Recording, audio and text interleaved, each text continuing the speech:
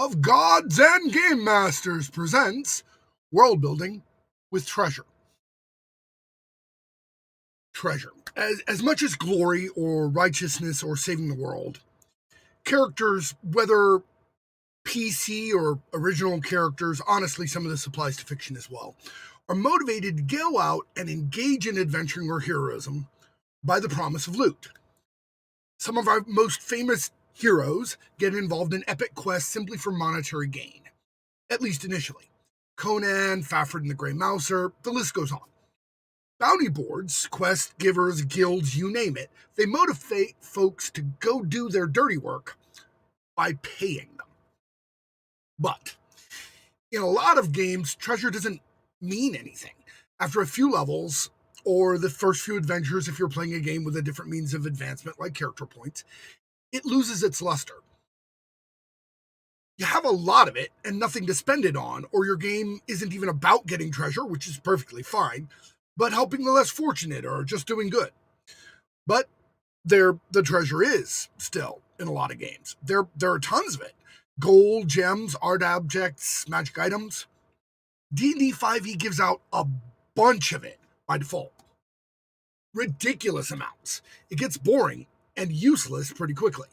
It destabilizes whole economies by throwing fistfuls of gold into places that used to be lucky to have copper or maybe silver.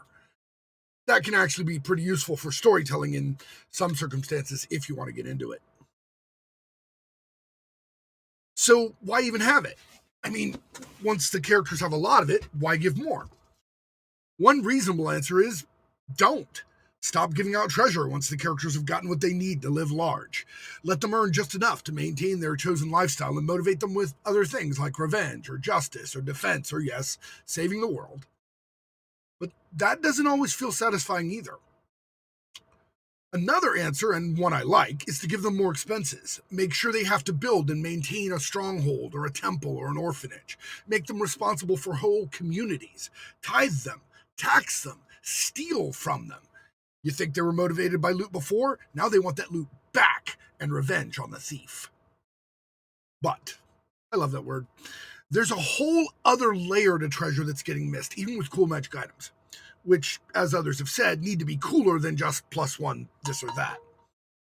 That layer? World building. And in world building, specifically, lore and exposition. When the characters discover ancient coins from a bygone era, it's not just currency. It's an opportunity to tell them something about the world, about the time and the place those coins came from. The metal used, the edges, the images on front and back. What famous ruler is depicted? What sigil is on the reverse? Why those, and what does that say about the culture that made them? Art objects are even more evocative. What do they look like? What do they depict? What are they made of? All of those things tell you about the values of the culture they came from.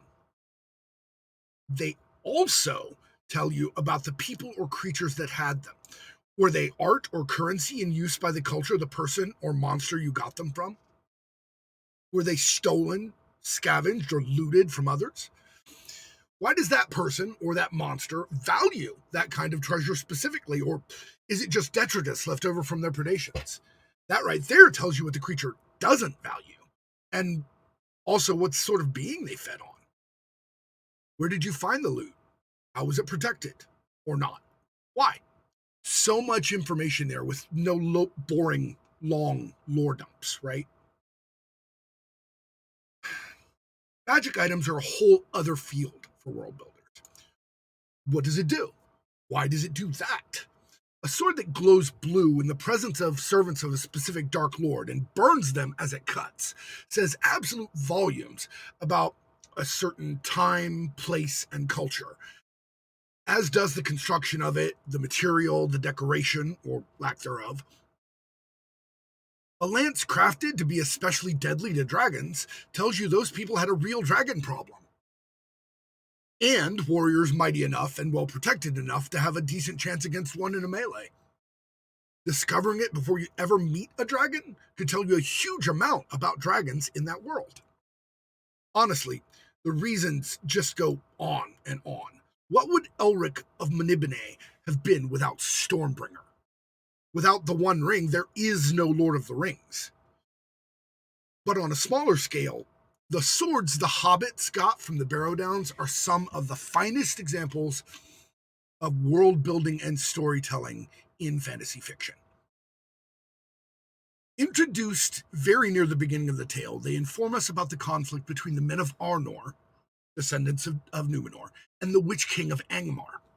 They give the hobbits trusty blades to rely upon in many circumstances, and then, near the end of the tale, they shine, as no other blade would have been as harmful to the Witch King, or even rendered him vulnerable to Eowyn's killing stroke. Sting, likewise, comes into the tale of the Hobbit early, and is significant throughout both that book and into the Lord of the Rings, not only because of its power, but its history. Its significance to those who made it and what they made it for. To sum up, make your treasures epic by tying them into your world. Make your world epic with those treasures, especially in the case of magic items. Give them history and significance. Even a paltry +1 axe can be critical if you also note that it was made by the dwarves specifically to combat the Dragon Lord of Aragoth, and will be more effective against him, or even be his only weakness, when finally brought to bear against him and his minions. Go forth and build a world, coin by coin, blade by blade. Well, I used weapons in my examples, but gems and shields and armor and crystal balls and all that matter too. The Rings of Power, the Arkenstone, the Silmarils, Bilbo's mithril shirt, the Palantiri, the Aegis of Athena, the armor of Achilles, Eilonwy's bauble, the Black Cauldron. I hope I've made my point. Thanks.